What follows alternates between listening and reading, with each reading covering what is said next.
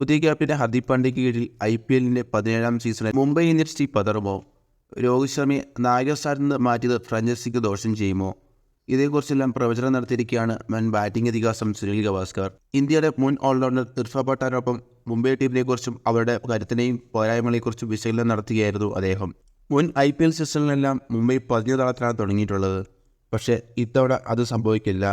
ആദ്യത്തെ 2-3 മത്സരങ്ങളിൽ തന്നെ ജയിച്ച് മുംബൈ മുന്നോട്ട് കുതിക്കും. ക്യാപ്റ്റൻ ഹാർദിക്കിനൊപ്പം അനുഭവ സമ്പത്തുള്ള രോഹിത് ശർമ്മ, ജസ്പ്രീത് ബുംറ, സൂര്യകുമാർ യാദവ് തുടങ്ങിയവരെല്ലാം ഉണ്ട്. നിങ്ങളൊരു ടീമിന് വേണ്ടി കളിക്കുമ്പോൾ സ്വന്തം നേട്ടത്തിനൊപ്പം ടീമും ജയിക്കണമെന്നായിരിക്കും എല്ലായ്പ്പോഴും ആഗ്രഹിക്കുക. അത് തരുന്ന സന്തോഷം മറ്റൊന്നാണ്. വ്യക്തിഗത പ്രകടനങ്ങൾക്ക് വലിയ പ്രാധാന്യമുള്ള ഗെയിം തന്നെയാണ് ക്രിക്കറ്റ്. പക്ഷേ നിങ്ങൾ 7 വിക്കറ്റ് എടുക്കുകയോ ഡബിൾ സെഞ്ചുറി അടിക്കുകയും ചെയ്തിട്ടും ടീം തോറ്റാൽ അതൊരിക്കലും സന്തോഷം നൽകില്ല. ടീമിലെ അനുഭവ സമ്പത്തുള്ള ഈ കളിക്കാർ ഒരുമിച്ച് കാര്യങ്ങൾ സംസാരിക്കുകയും പ്ലാനിങ്ങുകൾ നടത്തുകയും ചെയ്യുമ്പോൾ അത് തീർച്ചയായും മുംബൈക്ക് ഗുണം ചെയ്യും. എങ്ങനെയാണ് എതിർ ടീമിലെ ഒരാളെ പുറത്ത് സ്കോർ പ്രതിരോധിക്കുക എന്നിങ്ങനെയുള്ള കാര്യങ്ങൾ ഹാർദിക്കിനൊപ്പം പരിചയസമ്പന്നരായ മറ്റുള്ളവരും ചേർന്ന് ആലോചിക്കുമ്പോൾ അത് തീർച്ചയായും ടീമിന് വലിയ ഗുണം ചെയ്യും. ഇക്കാരണത്താൽ തന്നെയാണ് മുംബൈ സീസണിൻ്റെ തുടക്കത്തിൽ തന്നെ വിജയക്കുതിപ്പ് നടത്തുമെന്ന് താൻ ഉറപ്പിച്ചു പറയുന്നതെന്നും ഗവാസ്കർ വിശദമാക്കി. മുംബൈ ഇന്ത്യൻസിന് ഇത്തവണ ശക്തമായ ബാറ്റിംഗ് ലൈനപ്പാണുള്ളതെന്ന് ഇർഫാൻ പത്താൻ ചൂണ്ടിക്കാട്ടി.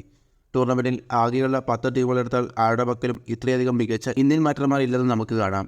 ഇന്ത്യൻ താരങ്ങളെയും വിദേശ കളിക്കാരെയും മിക്സ് ചെയ്യുമ്പോൾ നിങ്ങൾക്ക് ടീമിനെ ലഭിക്കുക തന്നെ ചെയ്യും. പക്ഷേ ഇവിടെ മുംബൈയുടെ കാര്യമെടുത്താൽ ഇവിടെ മാച്ച് വിന്നർമാരെ ഒരു വഴി ഇന്ത്യൻ ബാറ്റർമാരെ നമുക്ക് കാണാൻ സാധിക്കും. സൂര്യ, ഹർദിക്, രോഹിത് എന്നിവരെല്ലാം മാച്ച് വിന്നർമാരാണ്. ഇഷാൻ കിഷനും കളി ജയിപ്പിക്കാൻ കഴിയുമെന്ന് നിങ്ങൾ പ്രതീക്ഷിക്കുകയും ചെയ്യുന്നു. തിലക് വർമ്മയും കഴിഞ്ഞ 2 സീസണിൽ കൊണ്ട് കഴിവ് തെളിയിച്ചു കഴിഞ്ഞു. ഇത് അതിശയിപ്പിക്കുന്ന ബാറ്റിംഗ് ലൈനപ്പ് തന്നെയാണെന്ന് ഇർഫാൻ വിലയിരുത്തി.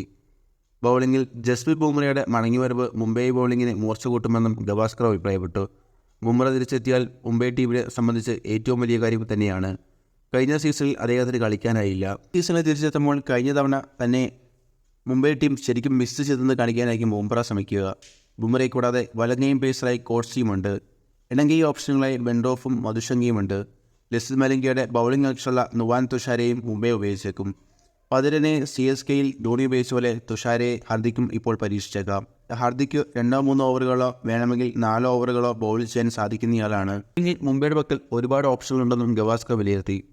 ഇത്തവണ മുംബൈക്ക് ലഭിച്ചിരിക്കുന്ന ടീമിനെ വെച്ച് നോക്കുമ്പോൾ 6ാമത് IPL കിരീടം കയ്യെത്താ ദൂരത്താണെന്നും അദ്ദേഹത്തിൻ്റെ പ്രവചനം. വീണ്ടും ഒരു IPL ട്രോഫി മുംബൈ ഇത്തവണ നേടുമെന്നാണ് ഞാൻ കരുതുന്നത്.